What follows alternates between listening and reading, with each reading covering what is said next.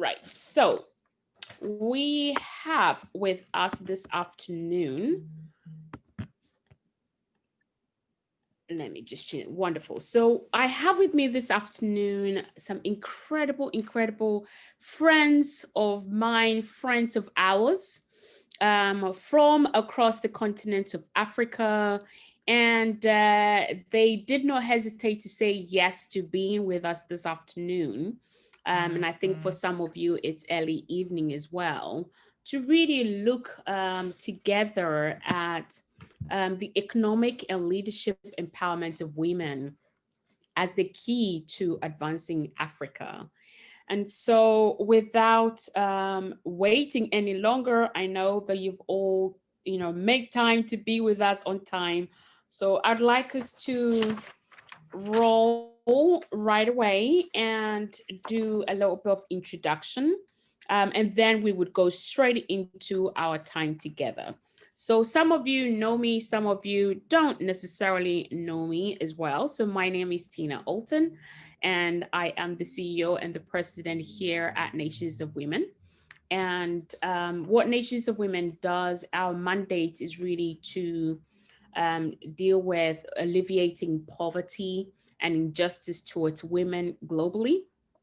Our heart is to inspire women, to enable women, to empower women, and to strategically connect women to then be able to spearhead systemic change across the nations. We know that we're all a product of someone's connection, introduction, someone's support at different stages of our lives, as women and men. And so that really is our heart, is to be able to share our stories authentically as leaders, to say, yes, we're here doing this, but also we also went through what you may be going through at this specific time in your life. So being able to share our challenges and also how we came out of those challenges, to inspire you and to enable you with tools, resources. We provide training, we provide mentorship, we provide leadership support,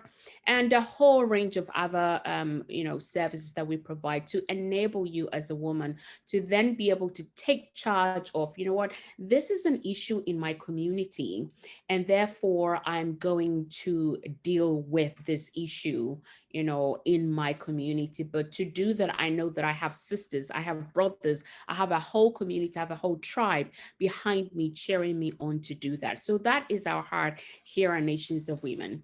And I am so thrilled. My heart is so full. It could just burst out of my chest like that. Last night around about 2 a.m., my 20-year-old daughter's like, oh, Mom, my heart is beating. I'm like, good, I'm glad it's beating. And he's like, no, I mean, it's so excited. I can feel it going like that, So we're so excited.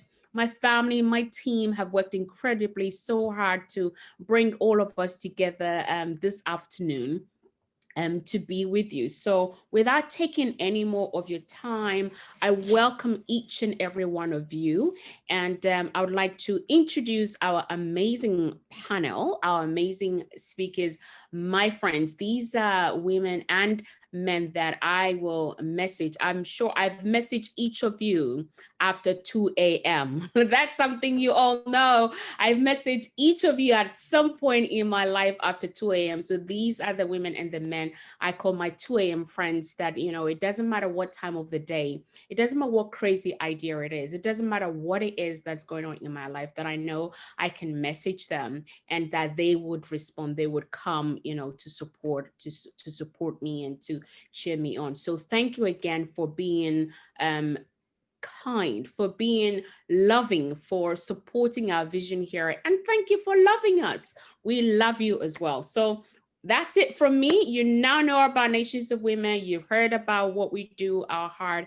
And so I would love to call on my dear, amazing. I'm 25, by the way. I was 25 last year, this year, and I'm 25 years again. So I'm going to call on my big sister, Swati, to introduce herself to each of us.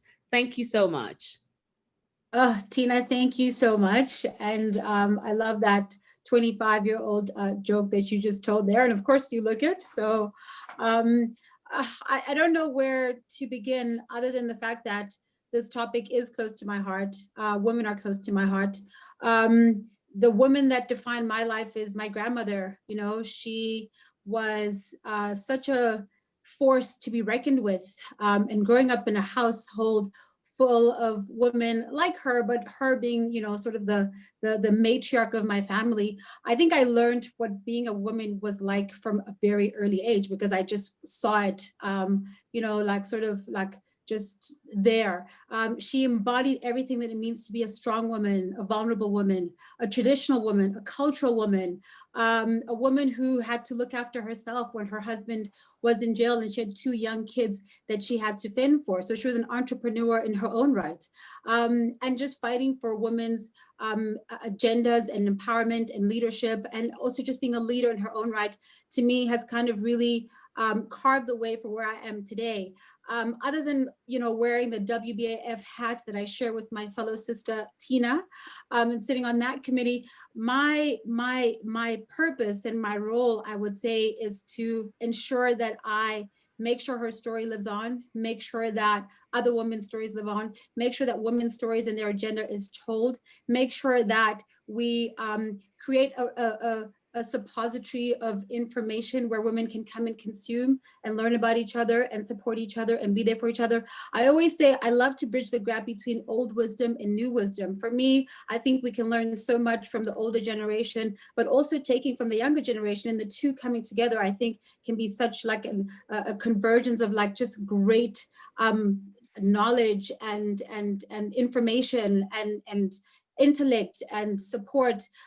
So, you know, I definitely find it difficult to talk about myself, but I know that if I talk about my grandmother, I am talking about myself because her blood runs through my veins, and she's made me the person that I am today. So for me, I look forward to this conversation. I'm so grateful to be a part of it. I'm honored to be a part of it. I thank you, Tina, for inviting me to this panel, and I look forward to sharing it with the other panelists, and really just kind of talking about how we can make the continent better by supporting each other and being there for each other as women.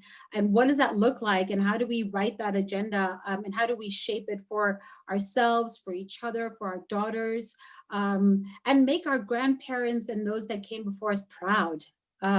So I'll just leave it there. Thank you, Tina.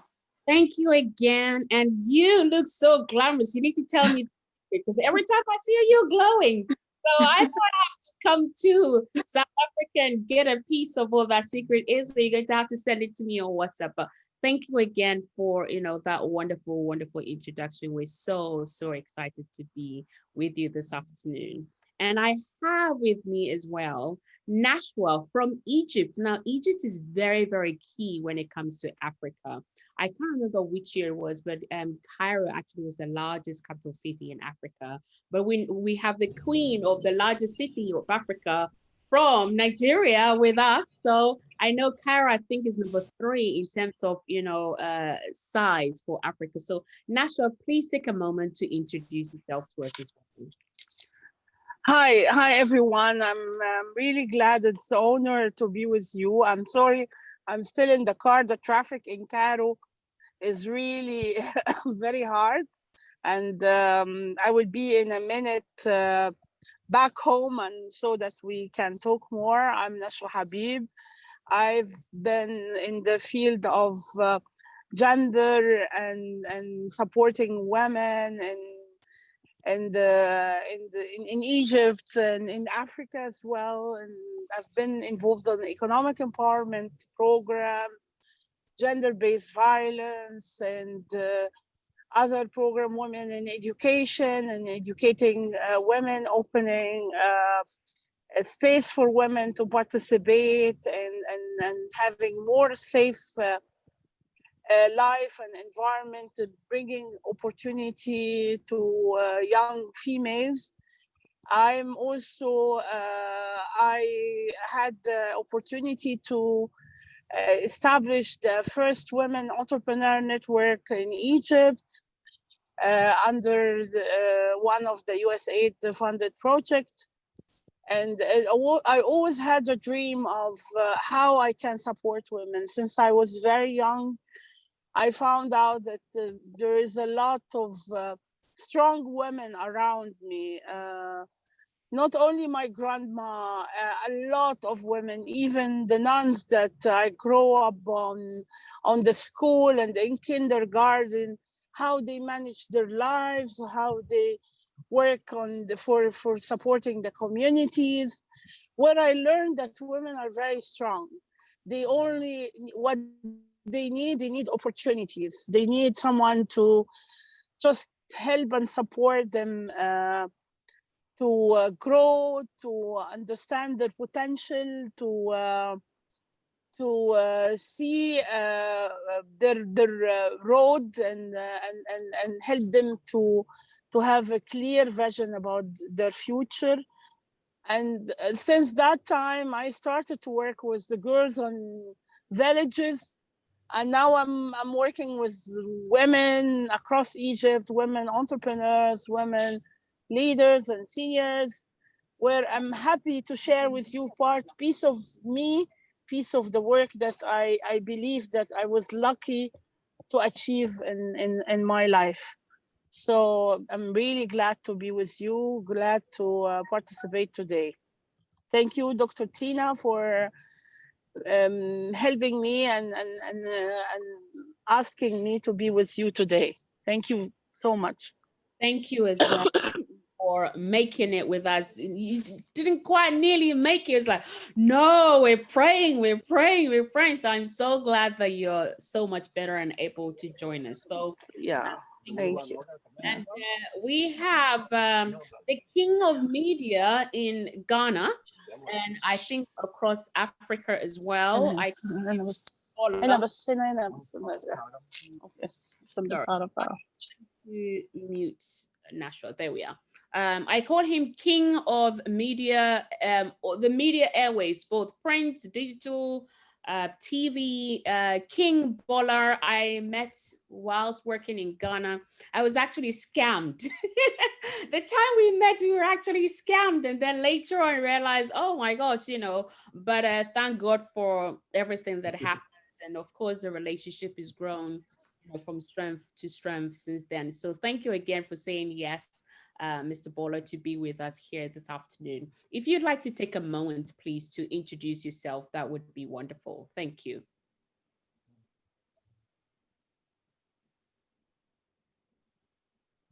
I'm not sure if Bola is... Much, and I'm happy that, hear me. Yes, we can hear you, but I'm not sure I can see you. I think my network, but hello.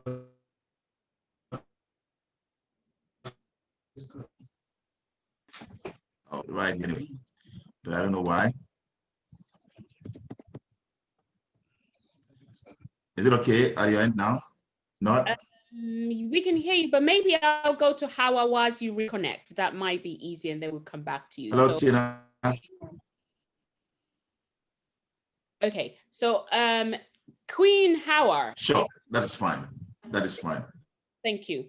Queen of the capital cities of Africa, which is currently going to Nigeria.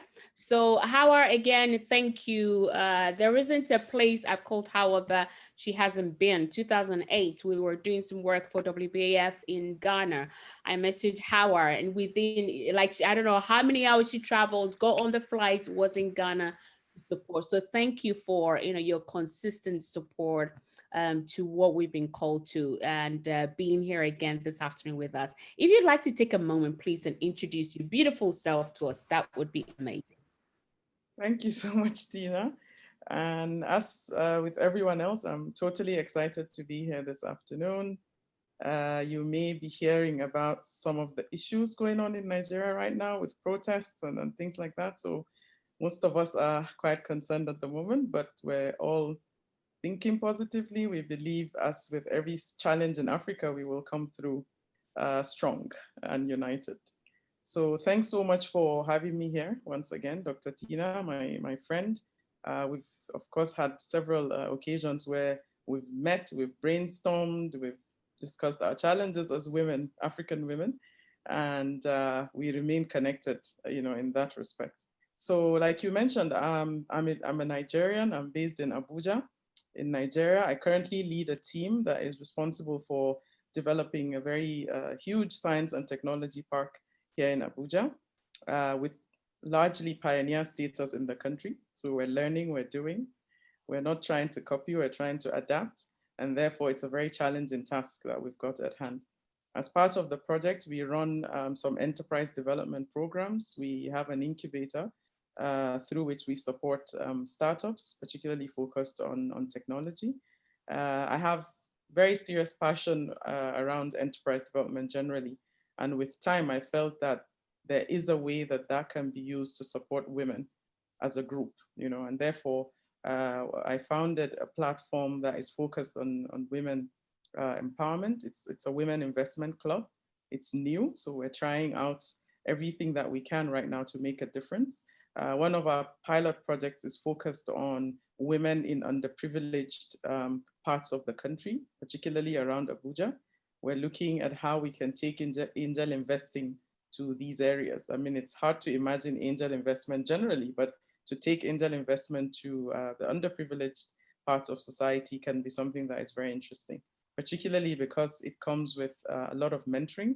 And we've already shortlisted a number of women that we aim to mentor and turn their products and services into those that are comparable with others in much privileged settings. So I'm pleased to be here to share my little experience around the many things I've tried my hands on. And I look forward to the engagement this afternoon. Thank you. Thank you again. Thank you as well. And now we come back to you, Mr. Bola, to introduce yourself to us, please. Thank you. Well, thank you very much. I hope this time you can hear me and you can see me. Is it okay now? Yes, yes, yes. All right. Well, good evening, everyone. My name is Kwabena Anoche DC, but I'm known in the ecosystem as Bolare. That's my nickname. And I happen to be the chief servant of a media house right here in Ghana. Like Tina rightly mentioned, it's called the EIB Network, and made up of 7 radio stations and 2 TV stations. And over the years, yes, we've been around for about 6 years, but for me, practically, I've been in the media industry for the past 23 years. And I'm happy to join this great discussion because born of a woman, rightly so, empowered by a woman. So I'm happy to be the male championing this agenda. And I must say that I'm also surrounded by some very diligent, brilliant, and hardworking women.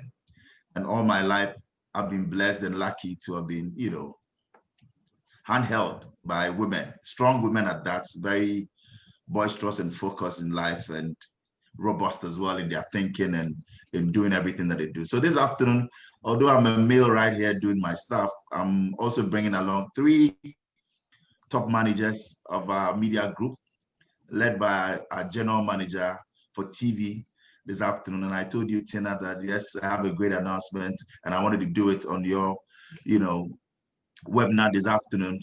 She's been acting as general manager for the past 4 months. And it gives me great delight that even before I hand her letter officially to her, I'm breaking the news on your platform, which is a global one, to celebrate her and welcome her. I hope you can see her. She's sitting right here. Hello.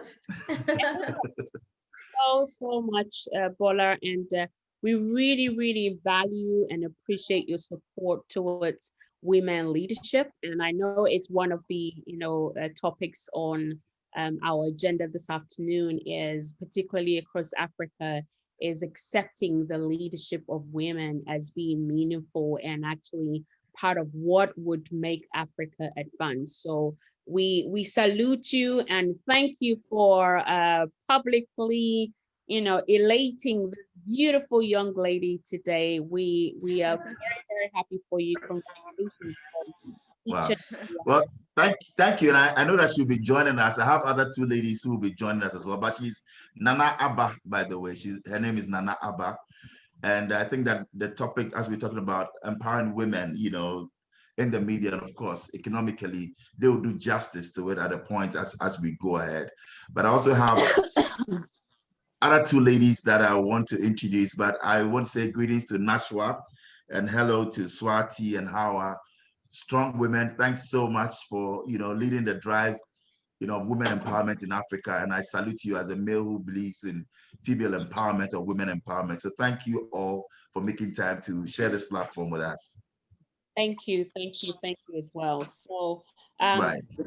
for our participants who joined us, please, we want your engagement. If you have any aha moments, any insights that you're taking as we go, through the afternoon together, please put it in the chat. We have a team who would be supporting.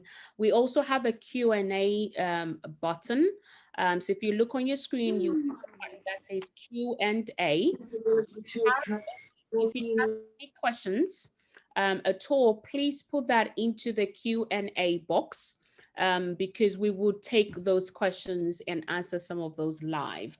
I want to get straight into the swing of things. We have received over 200 questions from women all across Africa, which we're not going to be able to. I've got this paper, I've got my iPad. So we will, cover as much as we want, but we want to honor everybody who's actually made time to be live with us this afternoon. So please put that in the Q&A and we will, take those questions as well. So if we just go straight in, a woman is economically empowered when she has both, which means not just one component, the ability to succeed, the ability to advance, and the power to make and act on economic decisions. So I want to ask, each of you, my dear friends, in your experience, what do you believe will make a real difference to women's economic empowerment? And perhaps maybe we can reflect, really looking at the last 6-7 months, the pandemic, the impact on women, specifically on Africa. What do you feel, that would make real difference to women's economic empowerment? I'm going to come straight to you, Swati, please. We're going to go, the document I sent you, we're going to go in that order each time for the questions so that you're prepared and know that, Thank you. Thank you, Tina. I mean, I think the last couple of months have certainly challenged me personally. Not only have I lost loved ones, but I've had to really reflect and think differently about my business and what that looks like, because it's really suffered immensely as a result of the pandemic. I think the thing that I had to remind myself was not to panic and to just stay grounded. And that out of sometimes disaster comes opportunity. And so I think I had to sort of get myself out of the panic mode as quickly as possible, and say to myself, okay, fine, my whole world might be falling, might be, ripped from under my feet, but what can I do? And maybe this is now also a time to reflect, to also just embark on some of those things that perhaps I had not been paying attention to, or opportunities that I had not even had been brought to my attention that I hadn't pursued. So I think access to opportunities has been something that I certainly think we as women need more of, not only during this time now, but I mean, I think in my journey and in my life as an entrepreneur and as a businesswoman, having the ability to have access to opportunities and resources, and proper support and proper mentoring have been the things that I know that have gotten me to where I am now. Sadly enough, I must say most of my mentors have been male mentors, which I think is something that we as women need to reflect on within ourselves, and see how we can better resource other women to be able to also maybe perhaps become that mentor that I was looking for, that support system, that resource, that opportunity that perhaps I didn't have, and provide those spaces. It's always been a very sad thing for me to say, if I'm looking for somebody to ask for advice, I typically have to go to the men in my circle as opposed to the women in my circle, because they are just far more easier to access, and they're actually just more willing to actually be mentors and be more supportive. So I think that's definitely something that I, within myself, have said, I need to take that on for myself. So I need to also become a mentor. I need to also become, you know, if I can provide an opportunity or resource to somebody that does not have the access that perhaps maybe I've had, then I need to be that person. And I think I need to bridge that divide for women who just don't have those opportunities. One of the things my sister and I run is an education program in which we deliver books to schools across the country. We have 28,000 schools in my country, of which less than 1,000 of them have proper running libraries.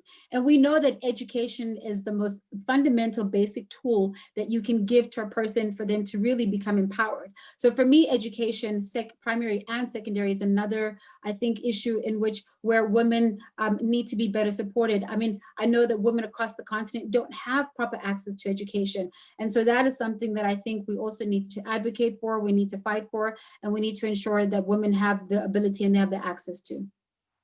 Thank you so, so much. I really love that. And I loved reading books when I was younger. That was what like, you'd always find me in the library. And it did annoy my dad, you know, to the nth degree. But for me, it was like, no boyfriend, nothing. I'm just gonna go to the library because I wanted to be like Kofi Annan, and I actually wanted to be the vice president of America. Nobody told me that I needed to be American first before I could be, you know. So I was looking at Oprah, Clinton, Kofi Annan, all of those things. So I love reading books, and I'm sure that is something that we can, you know, do more on as well. So I'm going to come to you as well, Nashua. If you unmute yourself, and again, you know, if you just shed a little bit light on what do you feel in your experience looking, you know, perhaps in Egypt, would make a real difference to women's economic empowerment?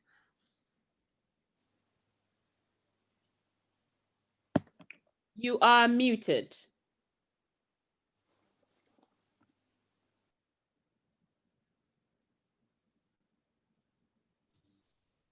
Now I'm Yes. now you hear me? Yes. Okay.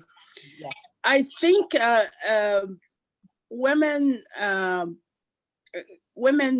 to really reach their potential on economic empowerment. The only thing that women need, that they need confidence. They need confidence as a first step. And I think what happened during the pandemic, that I do see that some women even were lacking. They're lacking resources, lacking marketing plans, trying to shift their marketing plans to be more digital. They were trying to cope with what's happening. But some of them, they've been telling me that this period has increased our self-esteem and self-confidence. It shows us that we are creative, that we can find other ways. We became more innovative of the way that we think about problems, about overcoming the same challenges. It's almost the same challenges, but it's more complicated because being on this pandemic time. But I think it's sometimes that the challenges empower women. And I think that this is one of the most important things that a lot of young female expressed. I was in a discussion with some of the young female last week and even today, but last week I met some of them in person, and I felt like how even their products has been improved, not because of there is a lot of factors that help them to improve their products, but because they have been into a challenge, how they can continue, how they can overcome the problems that they have. So it's really hard to say from where you start. You start from self-confidence and self-esteem, or you start from the support system around you. You need all. You need a support system. You need the people around you who believes in you. You need also to get out of the box and learn more about yourself. You need to understand that you have other capacities. Even me as a person, with this with the pandemic time, and being challenging myself to do things differently, to think about my own business, which is I'm more a practitioner and development practitioner, but even doing development is now is different. It's all about the way you see yourself and you see your potential, and how you change your way of thinking and doing things. Wonderful. Thank you so much. I really, really value that. And I think, you know, I think it was 2 weeks ago, we had the women in leadership. And on the panel, one of the things, one of the points you made here was about seeing that a majority of women have pivoted. And when we were looking at women in leadership, we actually talked about the fact that, and Bola, you can close your ears if you want to. We talked about the fact that women pivot better and faster when it comes to challenging situations.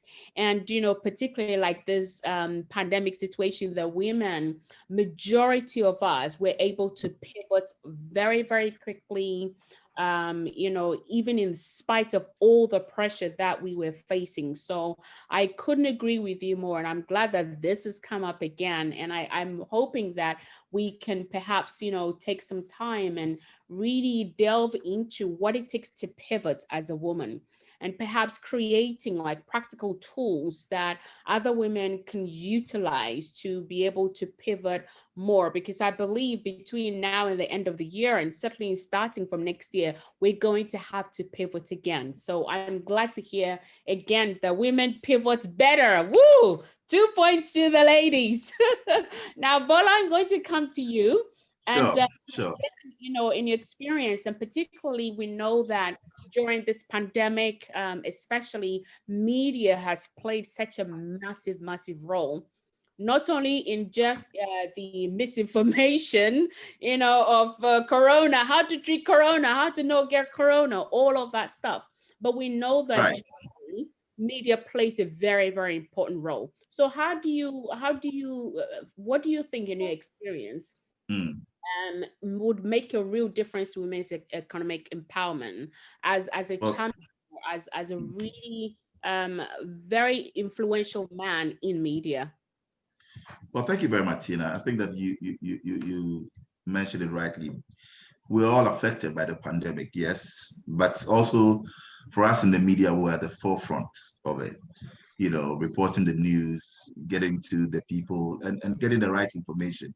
So clearly not misinforming the people, but getting the right message, you know, to them, especially explaining the protocols and all of that. But it also changed our way of doing things. It helped us as a media, although yes, we were going digital. During the pandemic, we had to actually concentrate a lot more on that. People were working, you know, from homes, you know, out of the office. So clearly digital was the way to go. And it actually came to us that we had to invest a lot more and commit a lot more resources into that. Also, people learned a lot more to multitask, you know, and do things not the normal way or the average way, but to go beyond what they have to do and to go the extra mile.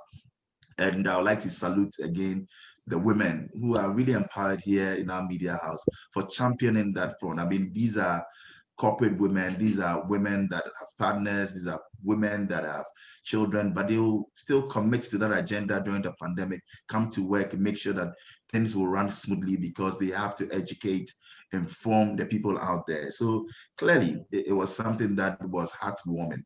And that is why I brought 3 of them today. So I think that at this point, I want to hand over to them, starting from my general manager, Nanaba. We also have a head of international desk. Her name is Atia Wayne. So I think that after this, you've connected us to a lot of international women. We want to hear them on our media platforms, on radio and on TV. You know, we have them right here. So after, don't be surprised that we'll be reaching out to all of them to help us in all our discussions that we have.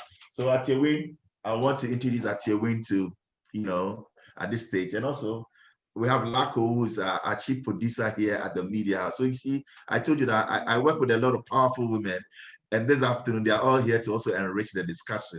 So as you can see, there they are. I'll hand over to Nana, but maybe she will actually take it up before the others come in, Tina. Thank you. Okay, hi, Dr. Alton and everybody. It's great to be here, and I listened to Bola's initial comments about empowering women, and I can say for a fact, without a shred of doubt, that in Ghana, you won't find more women in the media than at EIB. A lot of our business heads are women here at GH1. I'm the general manager. The news editor is a woman. The assistant is a woman. Our chief producer is a woman. So we have women all across.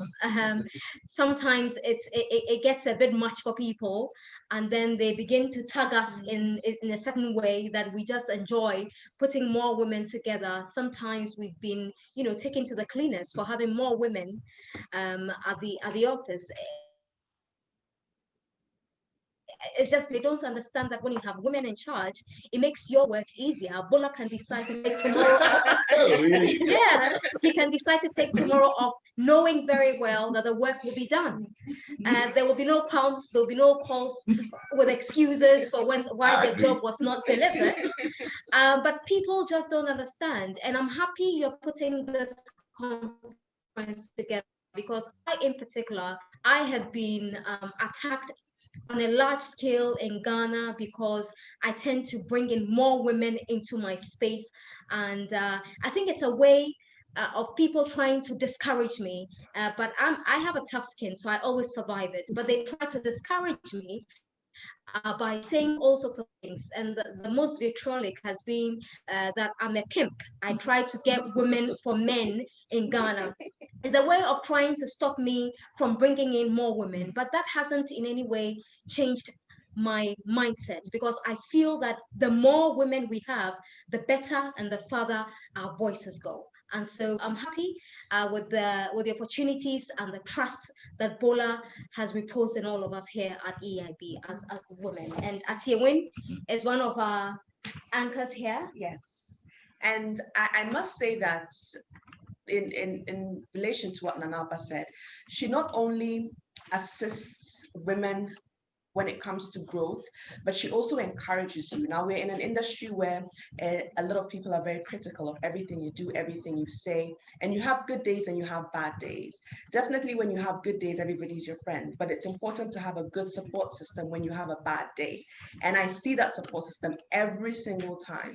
There's a difference between giving constructive criticism and just tearing somebody down, and that happens quite a bit in the industry. But when you have persons who you can look up to, persons who have weathered several storms and have been able to come up on top and are able to not just open the door, but leave it open for other women to also come in, then it makes it very inspirational. And then you also learn that you have to do more, not just for yourself, but for other women in the industry, so that we can continue to grow and continue to pull more women up. Right. Yeah. Thank you too. What I'd like to say is that they've spoken extensively about what women do.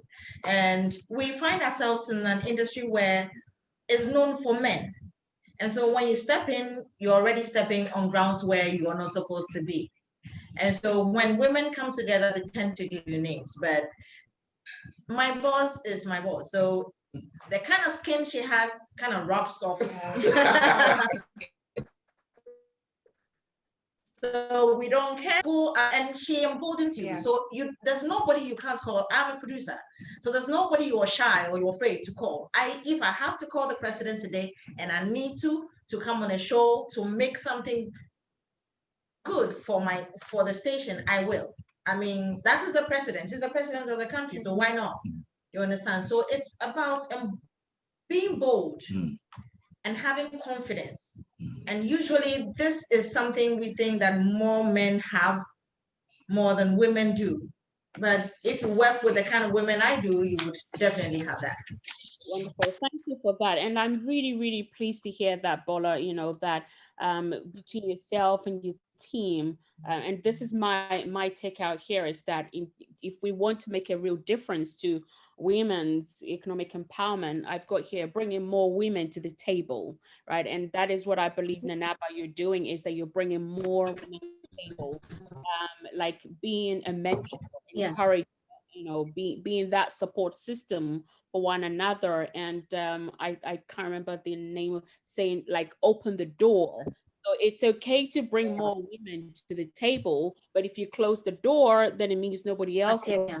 So open the door, keep the door open. And also you've touched on like leadership, being bold, leadership. And so we will come to that and look a bit more specifically around leadership and how we can support one another. So Bola, that's 1 point to Bola, still 2 points to the ladies. Yay.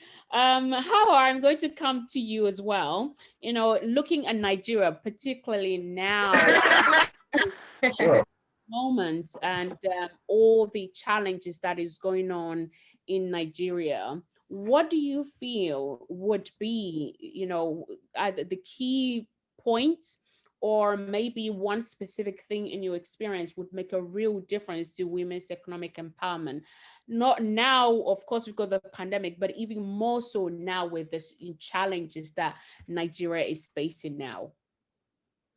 Yeah, thank you, Tina. And I think it's good that an already rich discussion has been had, with various perspectives on what women need. And I think that the list is endless if one is to begin to list down what women would require to be empowered economically. There's just so much that women would require.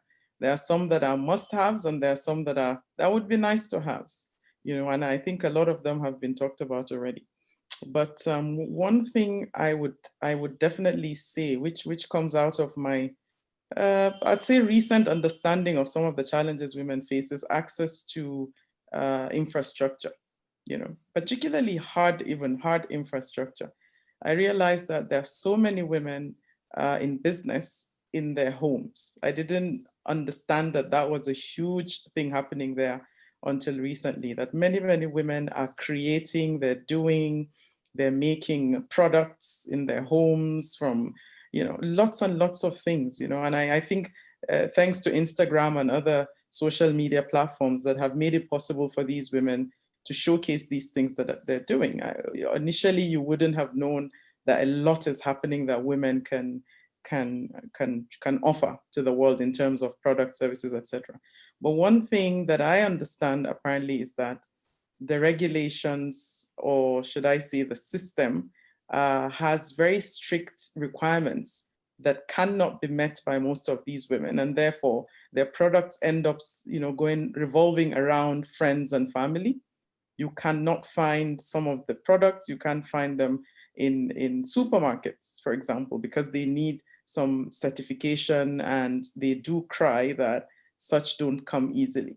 It's either they're very, very expensive, they can't afford to pay for them, or just bureaucracy issues, So a lot of them just feel very comfortable. Imagine setting up a business, already imagining the limit of your business, which is, I make a product, I sell to my friends, and I make more and I sell to friends. So I realized then the importance of hard infrastructure for women. And I am really thinking about it. I would love to identify great partners across Africa with whom to create and templatize co-working spaces specifically for women that are producing particularly products. There's a lot of access that women have to resources. Maybe let's say the natural resources that are available. I want to make makeup or body products. I can find the products, but I'm stuck with the products because I can only sell to a limited market. So in summary, I think that some kind of co-share has to start happening. Some major facilitation of access to certifications, etc., that the governments would insist on, is required by women. And therefore, we need to look at this as African women, in sort of in leadership positions, and say, how can we help to make these available to these women?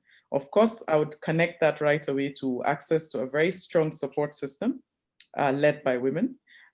Some parts of Africa, a part, for example, that I come from, you find many women unable to access men to support them for cultural reasons. So I need help. I know a gentleman that can help me, but hey, if I approach a gentleman, I'm going to have a problem with my family or whatever it is. I'll be suspected of something and I cannot.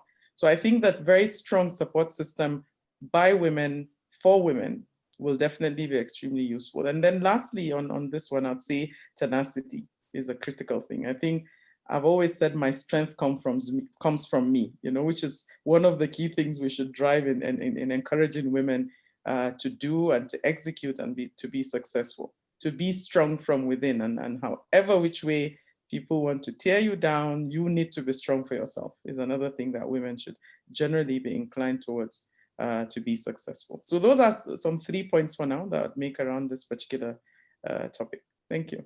Wonderful. Thank you so much. And really, my heart is that, as we begin to wrap up our conversations for change, that we're going to actually put a report together to give to you and women and every country, every nation that came to the table. We're going to submit to hopefully they'll have a woman in power in the women's ministry, because if they don't, we're going to have, they're going to have to answer to us. Why not? And so that is, one of the key things we want to do is to be able to actually bring some of these findings to the attention of, the tables where decisions are being made. Because I believe that every nation, for example, Ghana, our president sits, I think, is the chair for the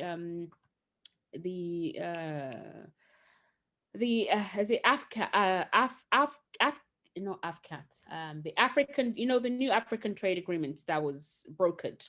And so, and then of course there's UN Women and the Global Goals Women's Empowerment. So he sits as one of the chairs specifically focused on women.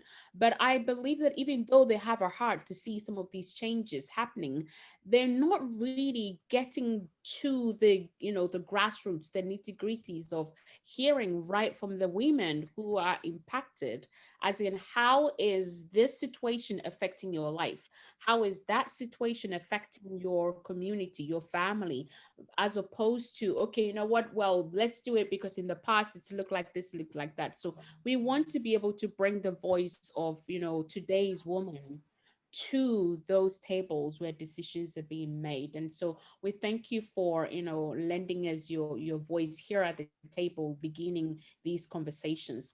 And how are you touched on really taking us into our next segment, which is, in many countries across Africa, women lack access to formal identity documents, right? They're barred from inheritance, land ownership. They face legal barriers to starting a business, which is, I think you've all talked about it, that, by the time you start your business, you already know there is a limitation there. Like, I can only grow my business up to this point, up to this size, right? And they also lack access to the financial tools that could help lift their families out of poverty. So how do we as leaders, because that's what I believe, that, each one of us here, we're leaders in our own right. And so how can we as leaders, being here today and being with, we have other leaders as well who have joined us, made it time to join us. So how can we all collectively raise these issues where cultural barriers, like how you talked about, a male who can help you, but you're not able to approach because of cultural challenges. And I've seen a question in the Q&A talking about, Bola, and it's actually asked for by a man saying, so you bringing all these women to the table, how do you deal with the labeling? Because it's very rife in Africa, where if you're a woman trying to bring more men or whatever, there's always that labeling. So how do we raise these whole issues around cultural barriers against, gender equality, where it's like ingrained, so profound? How do we begin to address these issues? And I'm going to come straight to you, my dear, dear, dear sister Swati. This one's another one that's quite close to my heart, because I saw my grandmother go through this with my grandfather. When my grandfather passed away, as it related to inheritance, The land which he was buried on traditionally belonged to my grandmother because it was given to her by the king at the time when my grandfather was in prison. However, when my grandfather became president, he they signed the deed over to him. So therefore the title of the deed was in my grandfather's name. My grandmother only took him to court once he had passed away. And I remember her battling with the idea of actually taking on this person and this man. He is who he is, first and foremost. He's her ex-husband. They have children together. There's so many dynamics to it. But I mean, I think one of the things that we rallied around her and we said, this, if you can actually achieve this and pull this off, can be a precedent for women in this country and for women across the continent and across the world. Because traditionally, yes, we are known to, women cannot inherit land. That's just what it is. And you can't take on those traditional constructs because they're there for a reason, and we've been barred and we've been left out of those places. So seeing my grandmother take him to court, just from a principle matter, and saying that if I can win this, I change the narrative for generations to come and women to come, to me was something that I think women need to do more of. I think we need to do things and do them scared anyways. I think you can be in a place of fear, you can be in a place of concern for many factors, but I think women can only start to really kind of push these boundaries, push these barriers, push these ingrained, profound, barriers that are there by actually just fighting them and actually standing up to them and actually saying, no, we need to change the course of history. Things worked culturally, traditionally, once upon a time, but things need to be changed and things need to be done differently. One of the things my grandmother used to say to me all the time, she goes, we fought for political freedom and we delivered it. You guys are fighting a completely different fight now. Economics, social equality, that's what you guys are fighting now as women, and as people in South Africa, for instance, but across the continent, I think it's the same. So she's like, it's still the fight needs to continue, it still needs to be had. And I think we just need to do things. Also, I think creating awareness amongst young people so that young people also can understand that they don't have to be where they come from. They don't have to do things the way that generations did them, and that things can change and things need to be different and things, but it starts with ourselves. And I think it starts with our families. It starts with our communities. Then I think there can be a ripple effect. So for me, I definitely think that creating this awareness and education amongst younger generations is a necessity for gender equality. I think it's the way in which we can start to break down those cultural constructs that are there that are keeping us backwards, that say, if I call a male counterpart at a certain time of the night, it's seen as it's not right. You can't do that. I can't have dinner with a male counterpart, just the two of us, because it doesn't look right. So I think we've just got to change those narratives. We've got to change those constructs. But I think we have to have conversations. We have to have debates. But I think we need to just stand up to patriarchy. We need to stand up to some of those cultural barriers and just say enough is enough. And I think it has to be done by force. I mean, my grandparents did everything by force. I don't know how else to kind of say that's how things really need to change sometimes, is by force. And just understanding that, certain things worked 100 years ago, but they don't apply in modern day society and they don't work. If I need to advance as a woman, I need to have a meeting with a man after hours, I'm stopped because of cultural barriers, and that's got to change. That cannot be acceptable and that cannot be okay. But again, I think men need to come to the party too. So it's not just me as a woman, a man needs to be accepting of that too and understand that we can have a dinner meeting or we can have a conversation and it doesn't have to lead to something that is seen as inappropriate, which is something that I've dealt with many times in my personal life, is not having meetings after hours. I have to have them during the day because it just doesn't look right. If you're having a dinner meeting with a male at a certain time, it's frowned upon. So I think we've also got to be the change that we want to see, and we've got to change some of those things, even just in our own communities, and just rewrite the construct. We need to almost reconstitute how we do things from a cultural, traditional perspective and break down those barriers for generations to come. Wonderful. Thank you so much for that. I appreciate that, and I think it was Tuba actually, again, on the women in leadership and talking about how we need to turn the tide. And we need to, again, raise awareness, education. But sometimes it's almost like you have to drum it into the head to say, you know what, hey, that was how it was done previously, but look at how it's limiting you now. Do you not want something new? And we know that we're transformed by the renewal of our mind. That's the biggest battlefield that we're ever going to fight. And so I love what you shared about creating the awareness, the education, because I believe as well that through that we can renew minds. We can renew minds and ultimately bring that transformation. So again, bringing this forward still. Nashwa, I want to come to you and look at, because you've worked, again as well within the business government side. How can we address these issues? How can we raise these issues? But again, thinking more now towards like mainstream, mainstream women's empowerment, business, governmental. How can we raise these issues where culture is the biggest barrier, and also create this gender equality? You're muted, by the way. Yeah. Look, for any economic empowerment program worldwide, you need to start shifting social and economic norms. It's not only the social norms. Social norms is affecting every single stage of women's life, and it's also affecting her participation in economic activity. And it's shifting social norms needs social and economic norms, or social norms that affect the economic participation of women. It needs a lot of work. It needs to be mainstreamed across, starting from educating boys and girls up to working on policy and regulatory issues.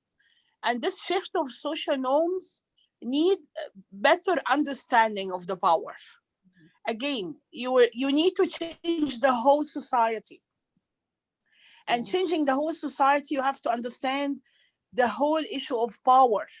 Power within the women, power over women, and power with women. So women has power with themselves.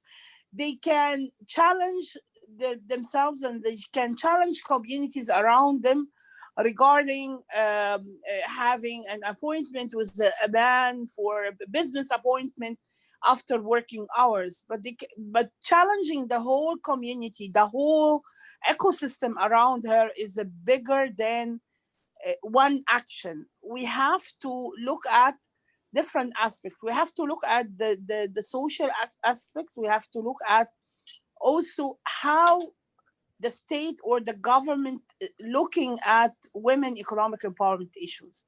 We still need a lot of a shift on the way our country is looking for thinking of women economic empowerment. Women empowerment in general, and women economic empowerment. Even you need a big shift on when you talk about markets. You need to do a lot of work with the men on in a certain men who are holding are dominating the markets. You need to work with them. You need to change their.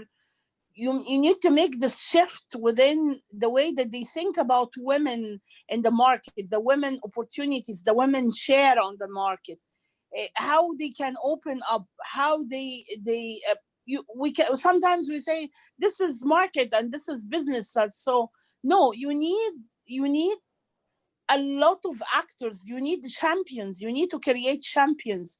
Those are the champions for change. Those are the only way to do a more transformative change. It's not only about women taking action and moving forward. And we've been working on women taking action and moving forward, empowering others, women, and without recognizing that not only women would change the reality of other women, they can show the road, they can be champions and pioneers, but you need the whole system. You need better understanding of what would help women to achieve potential in economic empowerment. You need to work with the government on changing the way of designing or creating policies, creating laws, allowing women to have better representation on a different governance level, where they can be the voice of other women in cooperative and business association, and not only keeping them away in a business women association. We need to integrate them in the whole ecosystem. We don't want to create a parallel system that would serve and support women only. We want women to be really integrated. We want women needs, women economic needs, and social needs are seen and considered by the government and considered by the different actors. And this would, it's a shift of the way that we do things. It's the shift of the way that we believe on things. We also want to bring men champion. I believe that men champion would champion who are really responsible for changing this and making this shift happen, because they are the champions they're really saying, yes, we want to get out of the way that we grow up as men, with all this violence, with this all fears, because men also has a lot of fears. We want to get out of our fear. We want to get out of the way that we grow up with a very stereotyping understanding of the women rule and men rule versus men rule.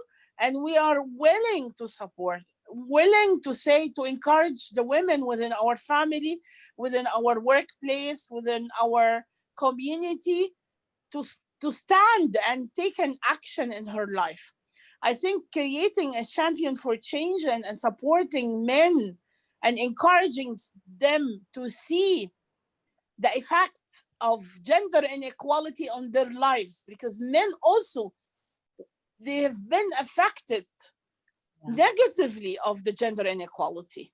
So if we can work on those areas, shifting social norms, shifting economic norms, and changing and encouraging men to be a champion for change, that would help us to mainstream and to understand the issues and change, having more transformative ways and strategies regarding women economic empowerment. Yes, thank you so much for that. And I think, you know, you've hit the nail on the head there in terms of having male role models. And I think we were answering some of the questions in the Q&A. Is someone was saying that, you know, we need to empower like men and women together alongside one another. And that is so true, because that's one thing we try to do here in Issues of Women, is that we always have a man at the table, because we need both sides of champions and role models at the table. And so, you know, like someone like Bola, who's seen as a role model for both young men and adult men, them hearing him say, you know what, I actually trust in the leadership of the women that are in my organization. I am not afraid as a man to put women at the head of this, of that, of that. I think that speaks to other men as well to actually try. And we know that men, when they meet up to do business, hey, you know, hey buddy, how did you do this? Before you know it, they're applying that. So we really, really appreciate, you know, the men who are bold to say that, you know what, I'm not afraid as a man, as an African man, because we're looking at Africa. I remember very well growing up, my dad, woo, you know, African man, it's like, there was no space for my mother But if we have, you know, men who are bold and willing to come to the forefront to say, I am not afraid as a man, irrespective of how influential, how big, or whatever it is, you know, that I might be as an African man, that I believe, I trust, and I 100% support women in leadership, and demonstrate, not just talk about it, but actually demonstrate that that is what they're doing. I think that is, you know, that is very commendable. So King Bola, we commend you again. Now I'm going to come to you, Bola, here. There's this real question that is almost very, very, it's rife, not just in Africa, right? Recent statistics show that African women account for the highest number of entrepreneurs worldwide.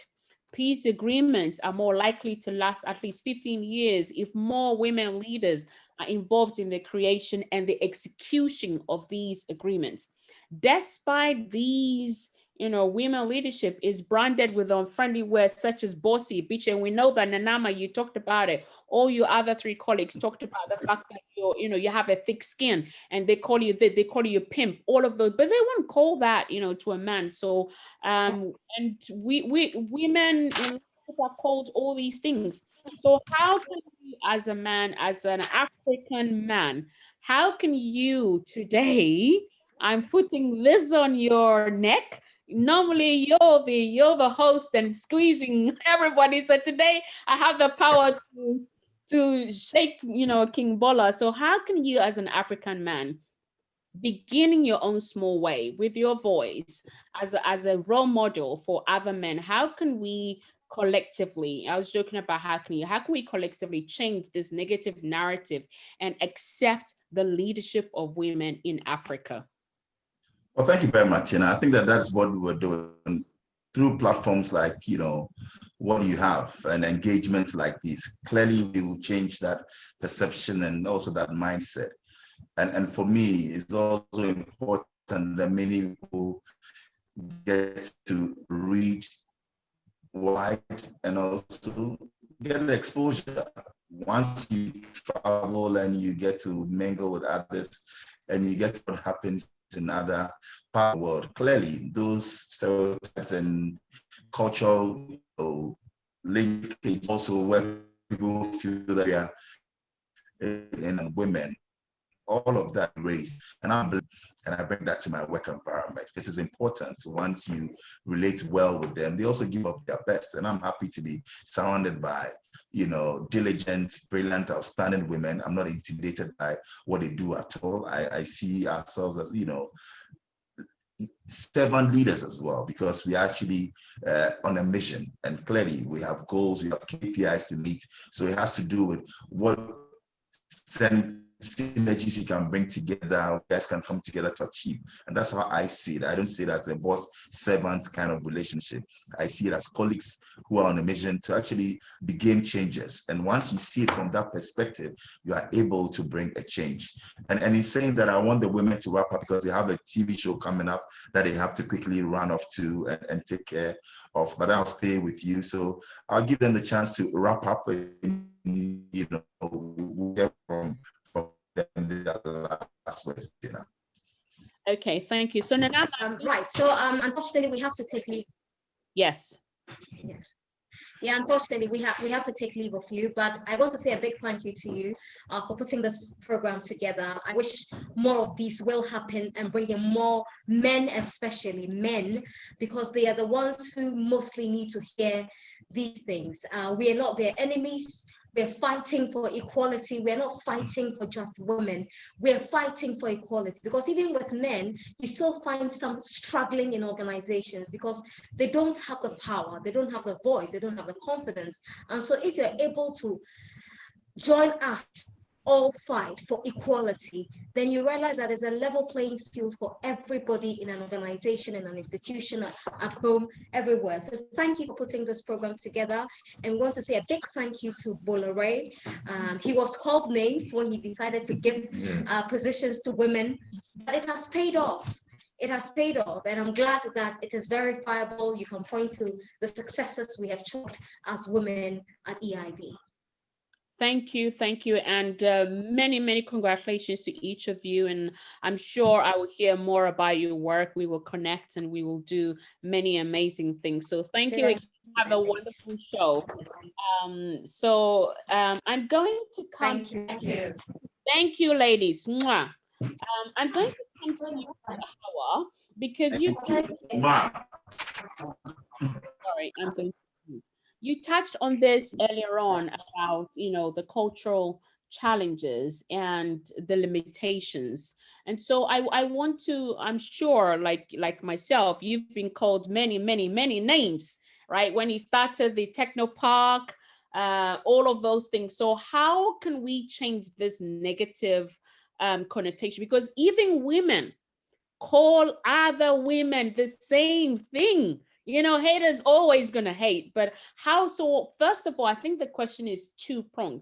How can we help women to see that those things don't change, the situation? If anything, it creates more strife. So how can we empower women, support women, tell women, and help women to see the benefits of a collaborative approach to, if you see another woman in leadership, how do you throw yourself behind that woman? How do you champion that other woman rather than trying to, boss babe and come on, boss babe, I'll punch you. No, I wouldn't do that.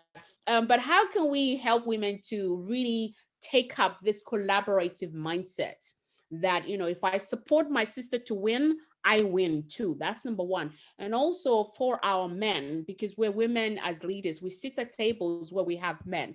We sit at tables where men hear our voice and they take on board what we share. So to both sides of the table, how can we change this negative narrative and change some of these ugly, ugly names? And maybe you can even throw in examples of, if you feel like calling somebody this, maybe you try calling them that instead. So Howard, over to you. Wow, this is a very interesting question because it's very hard to answer.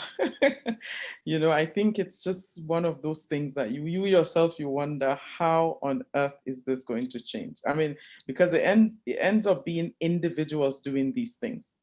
And these individuals including the women, unfortunately. I mean, recently in Nigeria, where this thing about land ownership, particularly in one strong, let's say, faction in Nigeria, where it's more prominent. When it recently was sort of addressed in the courts, and they said, well, yes, women can now inherit land, women from the community came out to say, oh no, don't tamper with our cultural, background and stuff. So the same women within that should feel very excited about some things happening are the same women that come out and go against it. So I don't know. I think this is on a one-on-one thing. So you're then asking yourself, how do you then approach it, right? So I think that there needs to be a structured approach. And unfortunately, one cannot sit back and say, oh, government run programs to do this, or, this ministry or that or that. I think every single woman needs to play a part in this. So I think for some of us that, have, let's say, had the opportunity, have worked hard, first of all, remained persistent and struggled, right, to get to where we are, should perhaps begin to work together better. So I find, unfortunately, that we tend to busy ourselves with what we're doing and not bother sometimes, or not make time to create solutions. And I think that needs to stop. So because we understand this very well, I think as individual women that have gone through this, still going through this, and care enough, should come together to put some structure behind this. I think it's the lack of structure driven by some group or groups of women around the world, around Africa in particular, that is really the problem. So I think there should be little talking the talk, but a lot of walking, the talk, or probably not even talking at all. Let's just walk it. Let's create units, across various countries or various organizations or something that would take this so seriously to create solutions that can be put out there. is what I can say, because I've had issues myself. You said to give example where you find women that technically speaking are professional colleagues, but if you behave professionally with them, they get offended. They expect you to be a friend that you're not first, creating all sorts of unnecessary diversions, to friendships that are not friendships before they are able to support you even. I've confronted so many women that have been made my life like hell, women, because, oh, she's who does she think she is, or she's arrogant, or I'm like, if I see you every day and I greet you and I smile, is that not enough? No, it's not enough. Why aren't you engaging more? Why don't you call me so we become friends? And so it becomes a big problem. So I think that we need to create solutions. I was invited by McKinsey Group in some recent project that they had around power of parity, just trying to see how such things can be structured and offered and so on. And I had a few discussions. In fact, they had an event in Lagos that I attended. We're still waiting for some execution of some of the initiatives that were talked about. But I think importantly, we need to, platforms like the WBAF that we all belong and others can, some of us that meet ourselves should begin to plan things together. Projects that are definitely replicable, initiatives that we don't need to reinvent the wheel to plan and to structure them, etc. Do those things together and go back to our different wards to implement them, I think is one of the ways to solve it. So name calling will continue to happen. Women will continue to be problems. Even men, as you said, I mean, I happen to be working on a project where there's a lot of engineering, yeah? It's a huge site, it's being developed, construction work, etc. So many men in this project don't believe I know what I'm doing, or that I should say something and that thing should be respected, simply because I'm a woman. You're not an engineer after all. Who do you think you are? I mean, you're coming to change things. I need drawings from projects, and I need to work with the drawings to come up with business cases, etc. They tell me, oh, we'll give you these drawings as they are, and we'll give you when we want to give, things like that. So there are barriers for sure. And I think that one of the ways that this can be solved, just one, there are many ways, is women in various parts of the world hopefully uniting and coming up with initiatives and offering themselves as platforms that other women can engage with to be strengthened will be one of the ways, to address this. And initiatives like yours with the nations of women, I think very, very important. Let's be talking about it. Let this not stop. Let this be frequent. Let many more women come out and share their stories. Let there be some contact points, where these women wanting more information, etc., can have access to platforms like this. So I think it's a fantastic initiative that you're working on. And I think these are some of the ways that such can be brought out there, and that solutions can be proffered, unified, and extended to all parts of the world. Thank you. Thank you so much for that. And I love what you talked about, that they feel that you're not engaging enough with them, and therefore there's this, so here is a solution for you. Introduce them to me. I will call them 2 a.m., 3 a.m., 4 a.m. They'll be like, I don't want no more friends. So we always encourage, one another as women to really just love on each other. And the whole thing of, I guess as well, culturally, and again, looking at Africa is, even when you reach out sometimes to somebody, say, how are you? It's like, oh, what's the motive? What do they want? Right. And it's like, you have to prove yourself. But I think for me anyway, it's like, you know what? I am so busy just being me. I don't even remember what I ate yesterday. So can I just be me? You just push on, you just love on people. I always say, I'm always ready and willing to help and to support any woman, any man, as long as I am able to, because if they win, we all win, so I think, to your point, in terms of practical ways that women, we can begin to change this narrative and the name calling and things. If you feel like calling somebody boss babe or bitch, I don't swear, so I spell it out, B-I-T-C-H, instead of saying the B-I-T-C-H, and by the time you said it, or breadsticks and cheese or something, change the narrative. Don't let those, life and death lies in the tongue. We can speak life to people. We can also speak death to people, whether we know it intentionally or we're not even aware. You see somebody like Nanaba has been promoted. People, oh, this and wishing, that's speaking, not speaking life over those people. So if we can just catch ourselves in those moments and think for a moment, what if it was me? What if it was my sister? What if it was my mother, my wife, my cousin, my niece, my granddaughter? Would I still wish this thing I'm wishing over that person for them? If the answer is no, don't do it. And if you put yourself again in that place and think, what if it was me? Would I want somebody else to wish that towards me? And you'd be like, no, then don't say it. I'm sure you would say, I wish they knew the challenges I've gone through. So let that be your power, where whenever you feel like, name calling or wishing, ill for somebody just because they've got to that table is not being afraid to actually go up to them and say, hey, I really admire you, you inspire me, and I just want to know, how did you do it? How did you get here, right?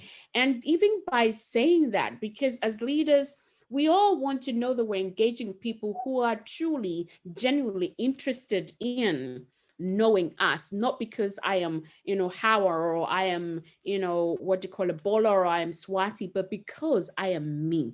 Does that make sense? So when you're able to show up that genuine side of you, you would without doubt have doors open to you, access open to you that you would not have even, thought of. So that is a practical application. Whenever you feel like, somebody got there before you, whatever it is, it's just pause and just think, life and death lies in my tongue.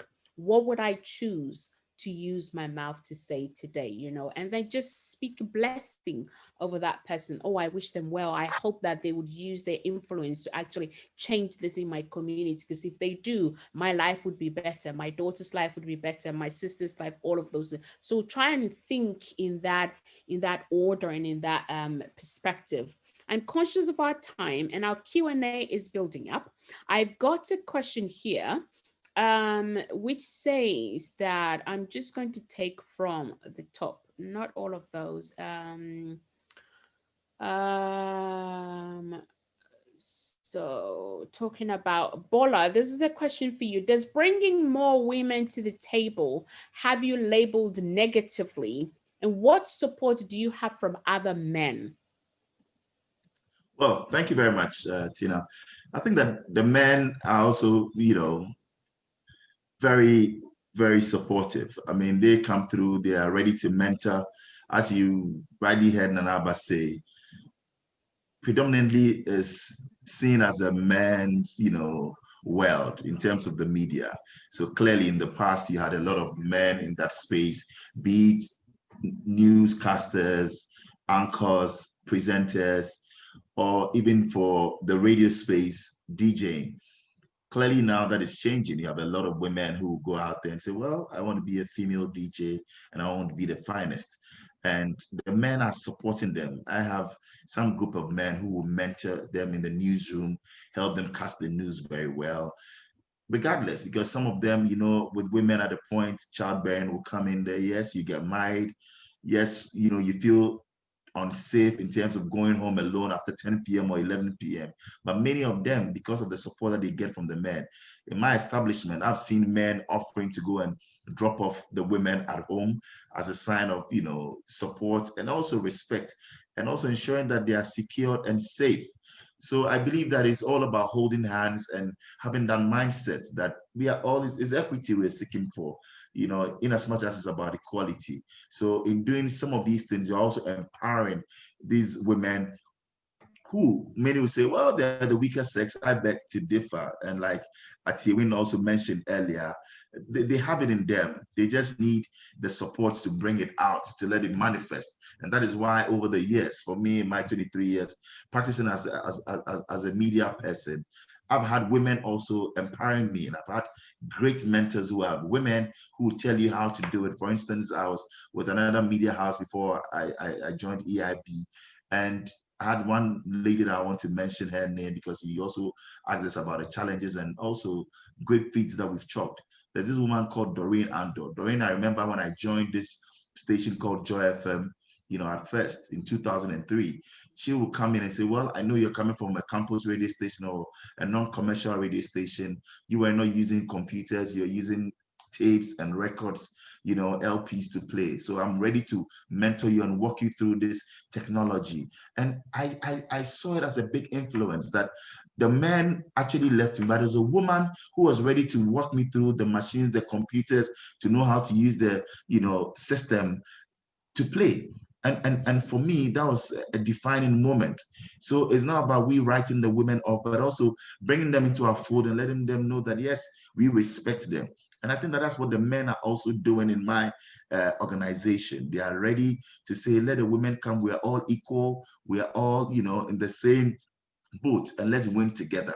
Once that mindset is there, I believe that nobody feels superior over the other, and it helps business to thrive. Wonderful. Thank you so much. So the other question we had here that I wanted us to look at was, how can we empower women to be part of decision making in African policies affecting Africa? And that really ties in with our final question is, how can we get women interested in leadership positions?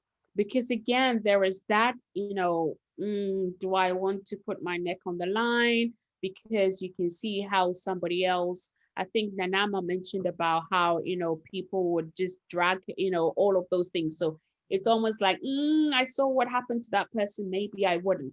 Or maybe it's your partner, it's your, your father even, or your own family that are not supporting you because you're not supposed to be moving up and doing this and all of those stuff. So in looking at that question of how can we empower women to be part of the decision making in Africa, how can we encourage them, entice them, to take up leadership position? And when we looked at women in leadership, I think it was Tuba talked about, come on, women, we go through 9 months of pregnancy and we deliver on time. We don't 11 months after 12 months and 9 months, bang on, we deliver. So when it comes to process, when it comes to progress, when it comes to delivery, I think it's inbuilt in us as women. So I want us to look at from a practical perspective and really drawing action plans from our time today. I want you to focus on, how are we going to encourage more women in South Africa, in Nigeria, in Egypt, in Ghana, to come to the table where they can be a part of the voice that influences the policies that are happening in Africa. So maybe you want to take your own personal challenge, or however it sits well with you, and leave us with some real tools that as women, tomorrow they can wake up and think, I heard Swati say this and I feel that I can do this. I had Nashua say this and I that's just what I needed, just that what I needed moment.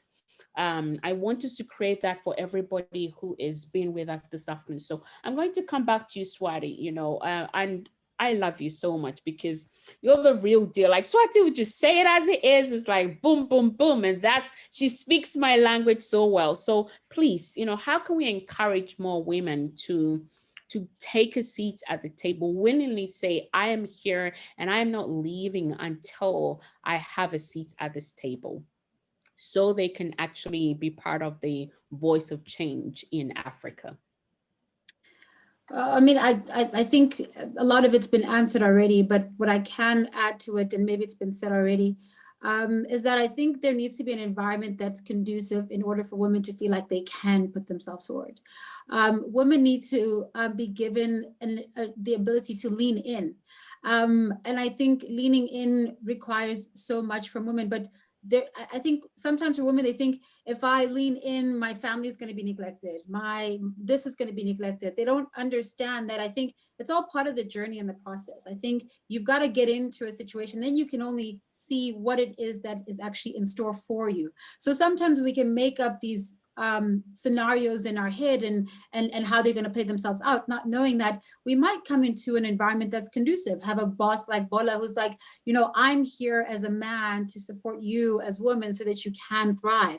And be it, let's say your home situation is a particular way, you have a husband who wants you home at a certain time, perhaps maybe we could look at your working hours. So I think it's like two-pronged, and I think it involves everybody getting involved, but I do think women need to put themselves more forward and they need to just lean in.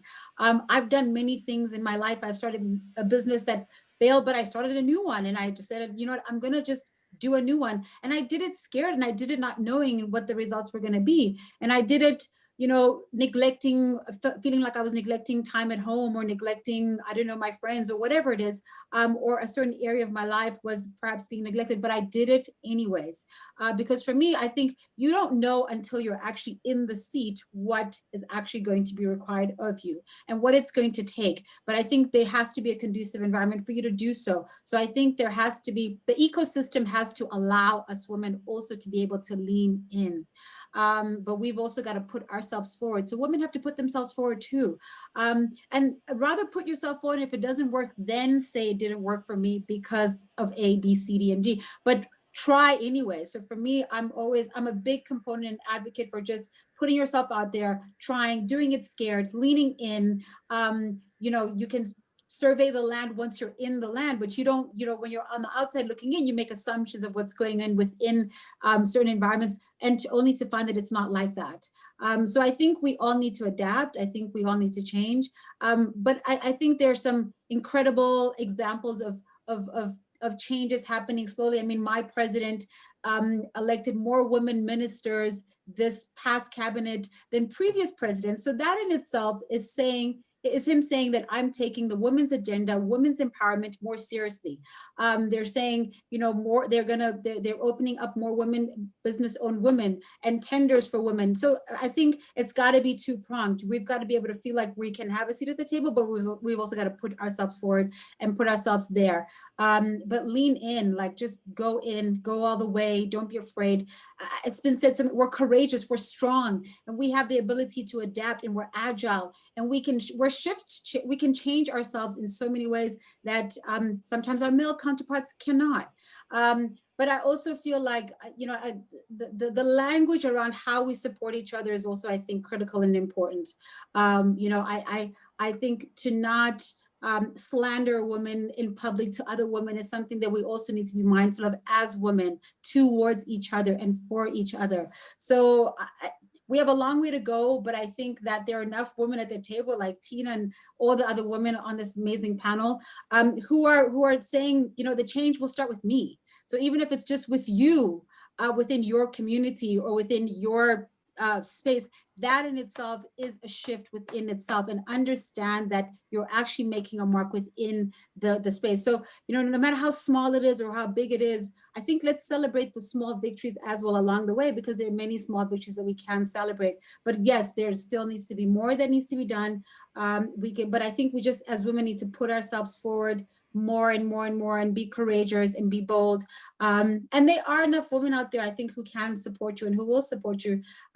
So I think we can only go from strength to strength. And I think, Tina, the work that you're doing allows us the ability to even just have a conversation and a debate as to what that looks like and how we can change. And I think sometimes certain things can be brought to your attention about yourself too, about how I can be a better mentor, I can be a better supporter, I can be a better leader, I can be a better boss or whatever that you didn't know before. Like I didn't know that I could, so I think we can also learn. I think learning is also a big part of it. We must all learn from each other and take advice from each other and take input from each other. Wonderful. Thank you so much. I love that. And I'm taking notice, like I can't write this fast, like I need another hand so I can write so super fast. But I've taken great notes, and I will wrap up. But that is incredible what you shared there, is that it really all starts with us. that we can transform our communities, our nations, first by renewing our mind and how we think and how we see things. So I love that. Thank you so much. Nashwa, I'm going to come to you as well for your final thoughts, your final action points, practical applications on how we can encourage more women to take up leadership across Africa so they can be part of the voice of change, whether it's policies, whether it's government, whether it's business, that we can advance Africa as women. You're muted. Very difficult questions, the question and conclusion. But let me share with you why women are not into leadership. Because, women always, as they are always innovator, and they are always as they want to participate, but they always have fear. They have fear because they like to be perfect.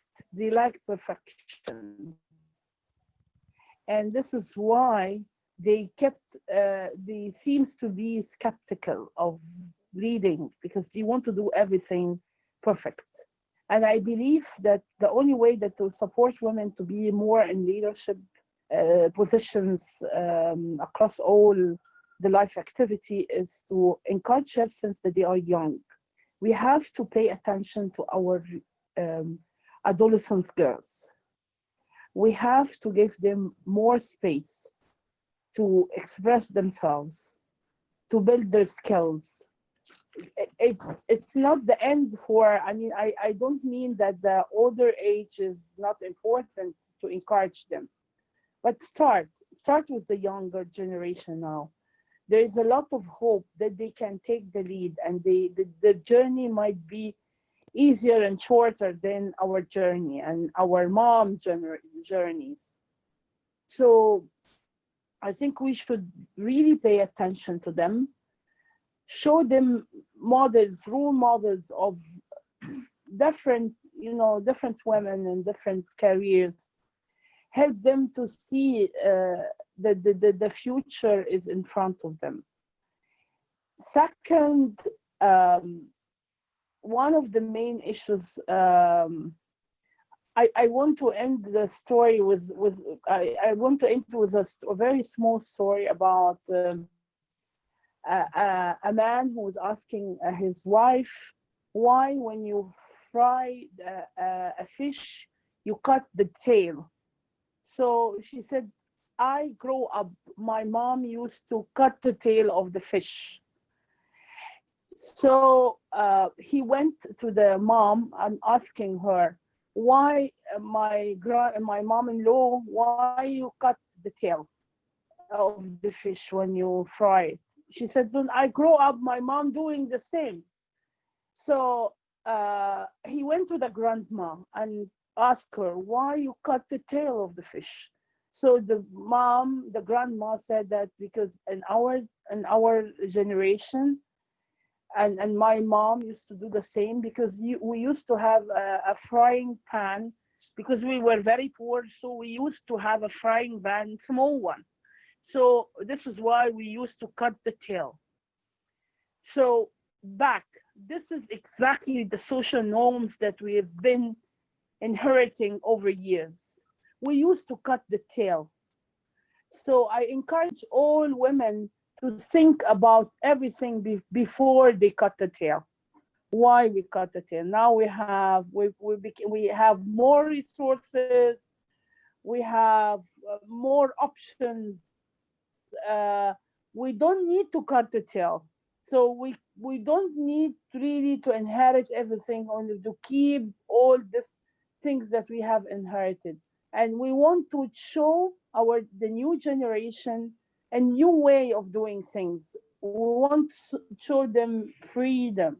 We want to show them that women are able to take decisions. Women are able to build up her career women are not born to be only married. Marriage is important, but this is not the only thing that women can do. So it's again engaging women and encouraging women to find the leader within herself, and to start small initiatives, whether in her community, in her house, in her work. I think that would help us. So again, because there is different ways of doing the same thing, of trying or of having a good life without cutting the tail. So I encourage all women, instead of cutting the tail, having wings to fly with their dreams and and bring it to the reality. And I believe and I trust that women can do so. And I believe and I trust that as much as we start early with the earlier generation, we could achieve more. Wonderful. Thank you. Thank you. Thank you so much for that. So, Bola, I'm going to come to you. Why should we cut the tail? Don't cut the tail. So, Mr. Bola, tell us, give us your final words, your final thoughts, application. How can we encourage more women to take up leadership across Africa? Well, thank you very much, Tina. I think that is simple. Let's not close the doors. Let's open the doors and welcome, the women in. It depends on their perspectives. And I think that is very critical that we keep a proper balance. Once we recognize them as fruitful beings, as partners in development and growth, clearly we'll nurture them well, we'll empower them. It will come naturally to us. And all our panelists have rightly intimated that let's create those avenues and chances. Let's guide, women. It's not just women to women. I know Swati mentioned that she was mentored by men, and I'm happy that she's also reaching out to mentor other women, not necessarily leaving it for the men to do it. So it's by empowering one woman at a time, we'll see that, yes, we'll empower a whole family, moves on to the society and the globe at large. So it's important. Guidance is important if we really want women to lead. We need to actually open the doors, not shut the doors on them. Let's guide them. Let's nurture them. And in so doing, we're empowering all women. So we'll continue to amplify that female voice out there, although we're men. We believe that women, they really have a role to play in our society. Just like men, we also have a role to play. Once we see ourselves as partners in development and, we look at equity and equality, clearly, we're all going to win together. So those will be my closing remarks, Tina. Wonderful. Thank you so much. So like Bola said, hold the door and don't be afraid, of the woman walking through the door because, your mother is a woman for sure. Come on, So, but of course, in Africa, if your mother calls your phone, you're in trouble. So maybe that's why some of the men are, but, in this new world, in our time, we should put those assumptions aside and actually be inclusive and embrace women into leadership. So thank you for that.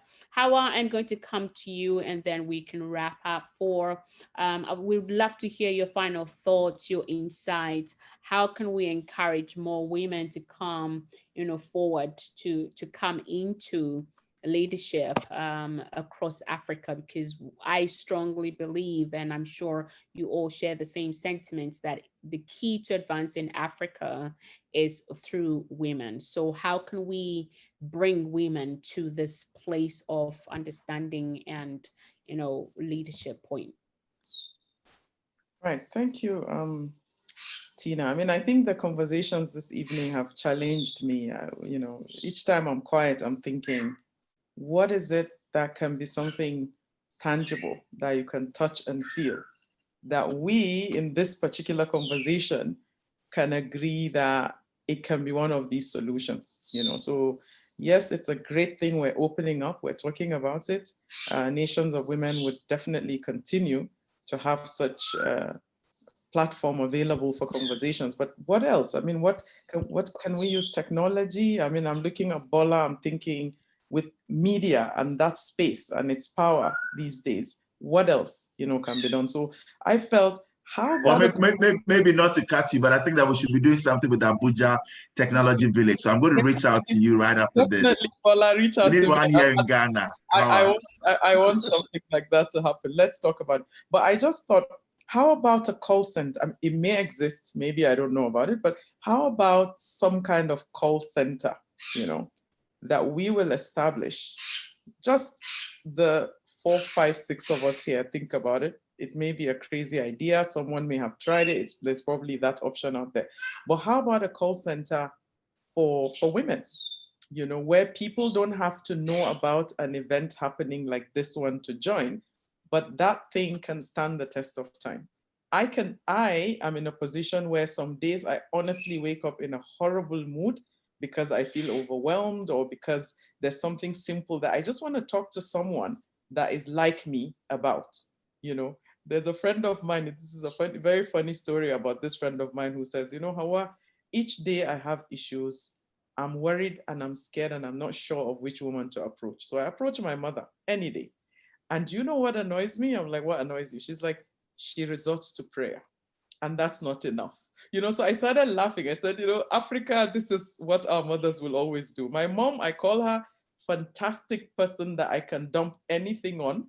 But bottom line, she's praying for me, which is great. I mean, I love the prayers. I think they help me. But you're thinking, but how about having a conversation where someone will tell you, I've experienced this and this is what I did, or, talk to this, or connect me to somebody, or tell me, oh, there's, Dr. Tina in London that can do this for you. I can do it, but, so where we have that kind of output will be a great addition to whatever is out there right now for women empowerment. I don't know what it's going to be called, but it's going to be like a call center. And Bola, this is for you, yeah? That is available, some kind of African hotline. And I'm not saying Ghana, I'm not saying Nigeria, I'm not saying South Africa, I'm not saying Egypt, but how about a platform that women can call? I can wake up, Tina, you're up at 2 a.m. just like me, and a woman that is up at 2 would want to make a call to offload, download, information or whatever. So maybe something like that will begin to have some practical solutions, in terms of something that is out there that women can associate with. As much as we want to make women strong, a lot of women want privacy.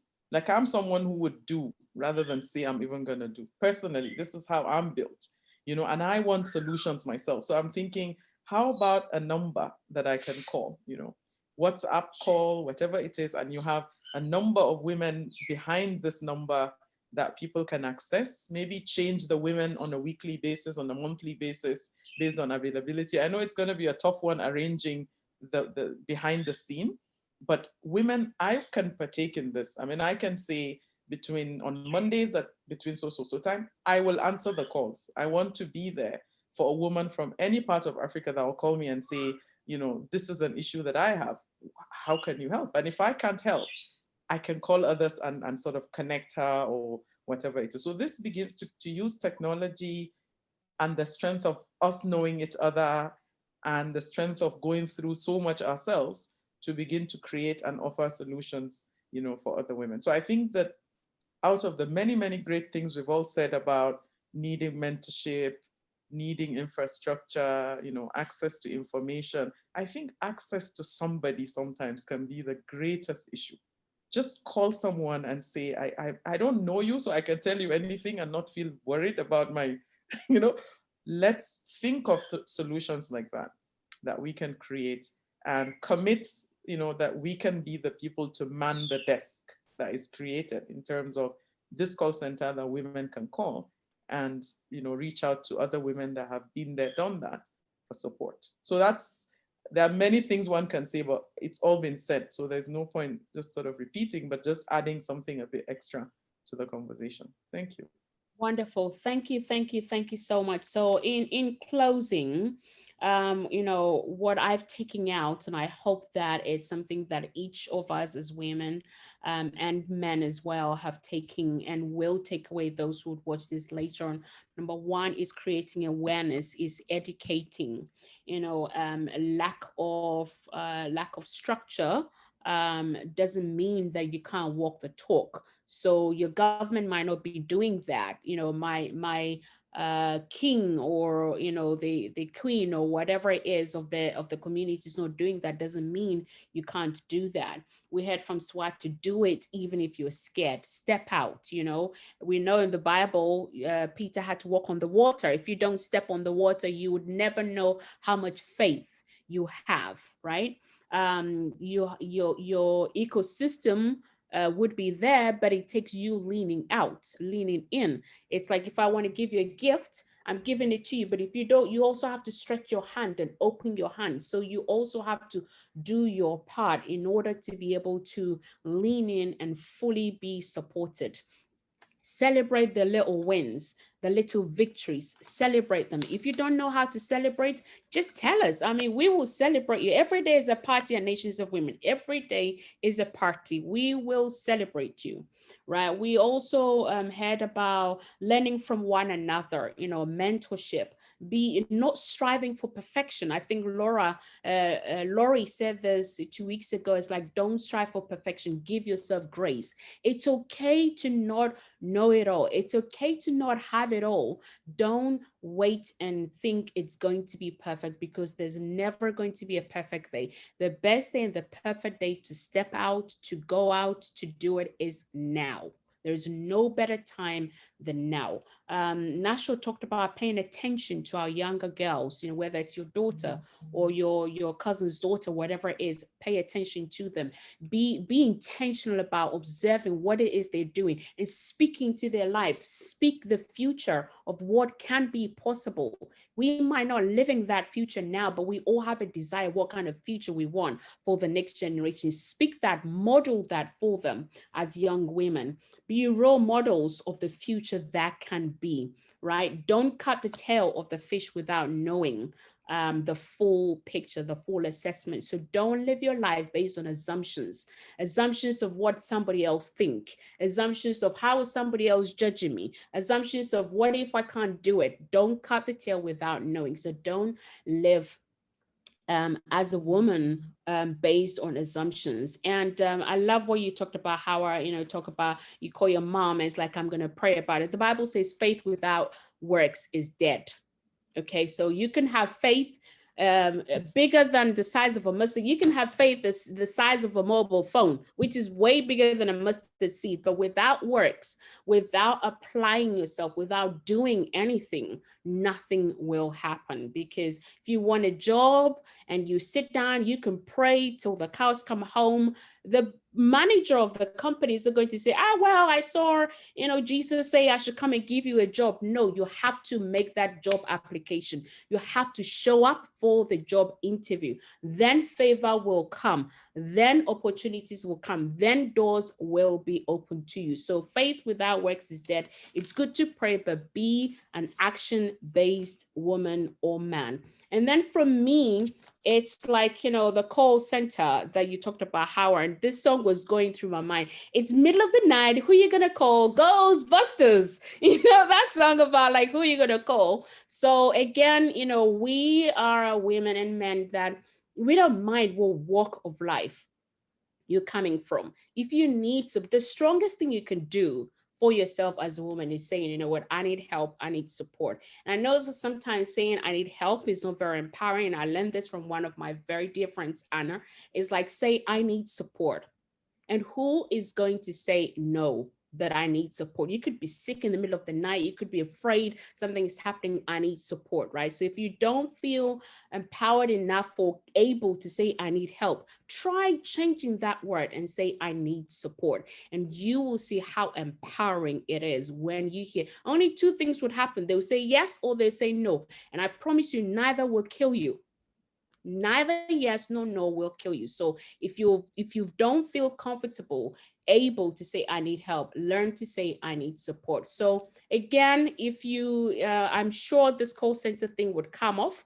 If you feel that you have time, you'd like to volunteer, because it would have to be on volunteer basis, you can email us now at nationsofwomen.com, put that in the subject line. I'm sure Howard and all of us will brainstorm and see how that can take shape, take form for Africa. So send us your email and let us know how your availability, all of those. And again, if today, any part of today has impacted you, like Howard said, it's been challenging for her, and you want to know more, you want to have more questions answered, email that. We'll send them to our friends, our panel here, our speakers, and I'm sure they will come back with some really solid answers that pertains to you in particular. So again, we've exhausted our time far beyond what we planned for this afternoon, but I just want to thank you and honor each of you, Bola, Howard, Swati, Nasha, for being here, giving of yourself. There's no greater thing than being of service. So thank you for that. But the final words is, remember that we are commanded to be bold and courageous. So in whatever you do, if there's one thing you take out today, remember that you are commanded. Each one of us are commanded to be bold and to be courageous. And as you step out in that faith, as you step out in boldness and courageous, God is for you. We're with you. We're championing each and every one of you. And we can't wait to hear how you have been applying everything we've shared today and how we can support one another. So from me and each one of us, blowing you a virtual big kiss, corona free.